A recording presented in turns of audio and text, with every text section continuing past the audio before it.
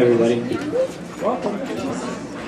On behalf of all of the people he left behind, I'd like to thank you all for the support and love y'all have shown Ron these hard months.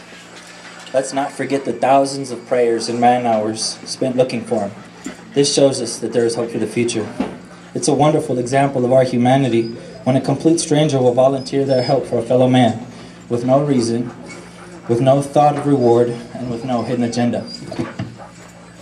Every one of us has had a piece of ourselves ripped away, regardless of whether you knew him as Ron Kirk or his bloody asshole. To say the least. Not the orifice. Thank you. To say the least, he was an interesting fellow. I like to think of him as our own version of Forrest Gump.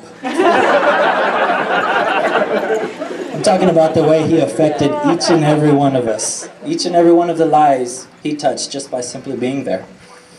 Whatever interaction you had with him, you would leave a better person.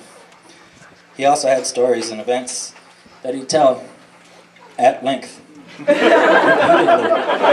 with anyone.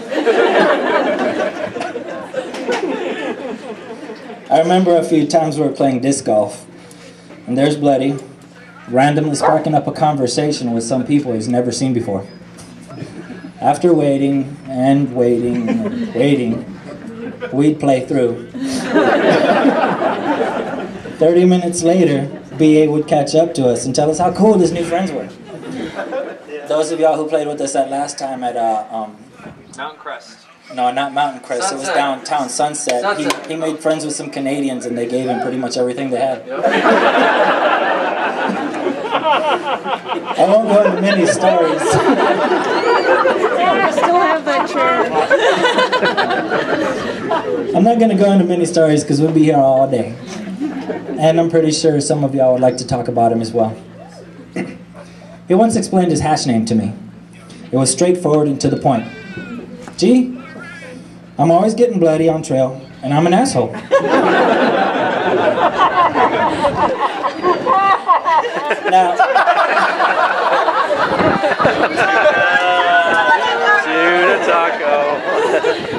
Now, I'm pretty sure every one of us can attest to the fact that, you know, bloody gets bloody. Who hasn't seen him take a fall like a champ? Get up, dust himself off, and still run faster than most of the U.S. population. It's the asshole part that confused me. It didn't stick.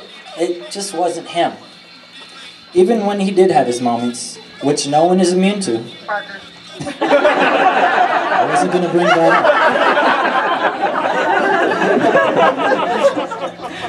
up. He'd bend over backwards to make things square. He couldn't sleep at night if he knew someone was at odds with him for any reason. It wasn't vanity that drove him to do this. He didn't want everybody to like him. It was just because he didn't want anybody to waste their time or energy on such a wasteless emotion as anger. He never carried a negative thought with him. I can still see that signature ear-to-ear smile, complete with those perfectly manicured teeth.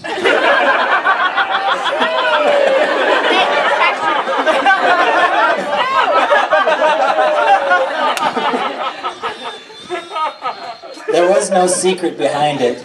He was just a joyous and carefree person. You can tell it by the way he carried himself. The only way I can describe it is like a kid on a playground, excited about all the fun they're having. Even though it bears heavy weight on my heart, I can honestly say I'm envious of Ron. He was simply a happy man who enjoyed whatever life threw at him, and he went out doing something he loved. There was no silver lining when it came to BA, because there were no clouds to put it away. I'm not sure what happens when we pass. I don't think anybody really does. I do like to believe that wherever BA went, he's talking someone's ear off about each and every one of us. I also believe when we get there, he'll welcome us with open arms and introduce his new friends to his old ones. Right on.